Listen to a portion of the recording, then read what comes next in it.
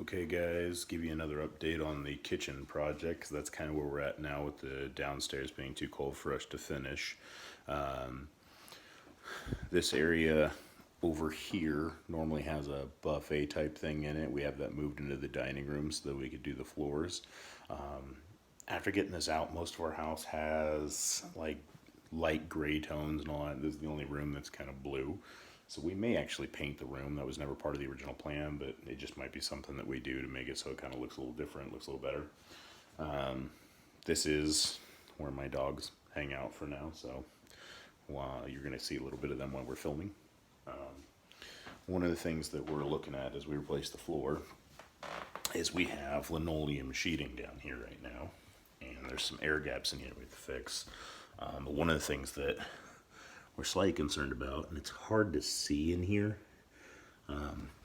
but the floor was a little lower level, and they added, it looks like, some chipboard underneath it to raise it up, because linoleum sheeting is a lot thinner than the carpet that was in here.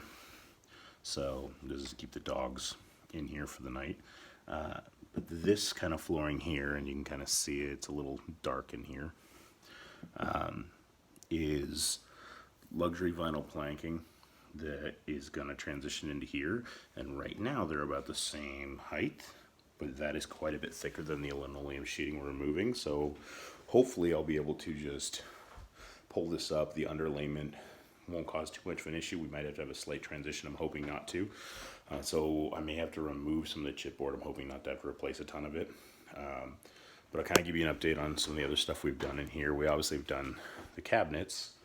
So these cabinets, we primed, painted them, bought these handles. My wife got these on Amazon. She got a really good deal. Just drove them out, installed them ourselves. It came with a really cool guide to lay them into the right spot. And then the oven and the microwave are getting replaced. Luckily, the microwave has an outlet system up there, so the new one will go in no problem. And we actually use that for some other lighting that I'll walk you through. As we come over here, more cabinets. As you can see, they were painted just fine. Came out great. They all work. We added in some floating shelves.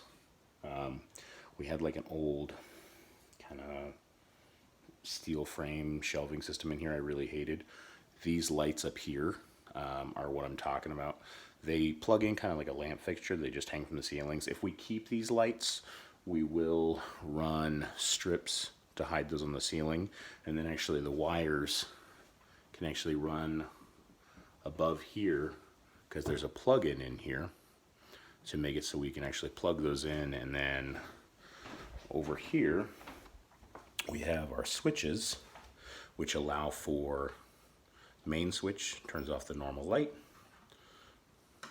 Second switch actually runs those, and we have a third one that we'll actually use for under cabinet lighting.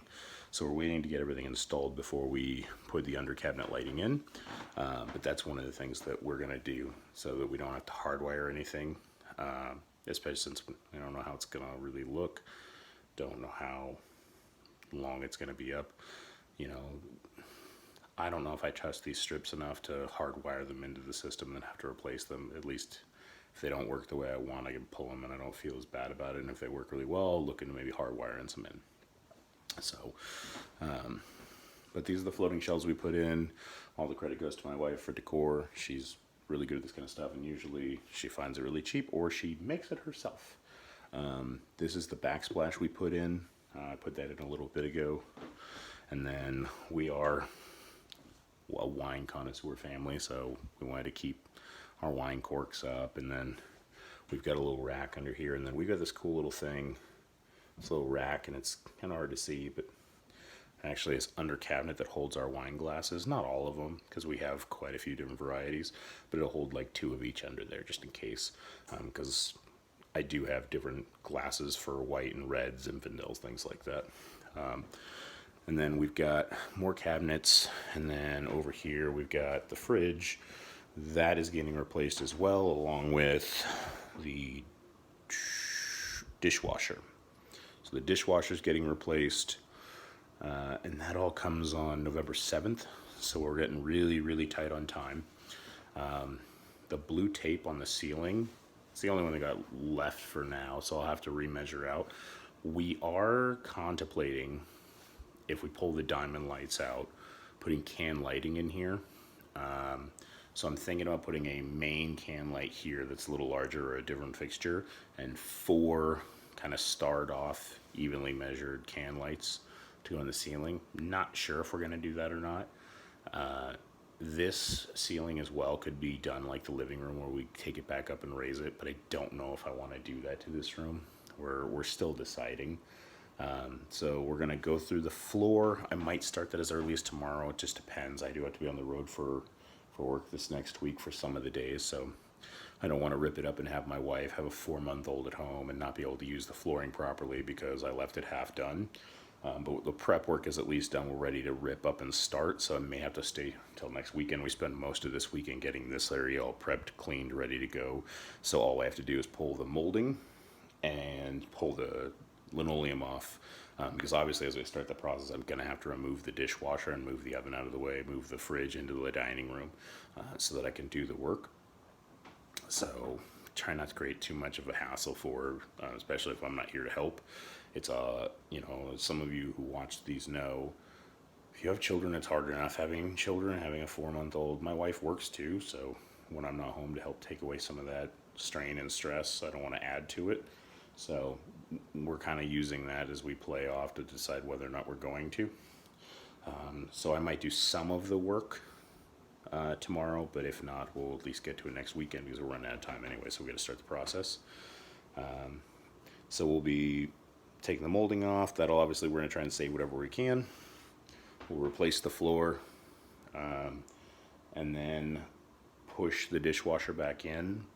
We may not rehook it back up just because I'm going to have to pull it all out anyway.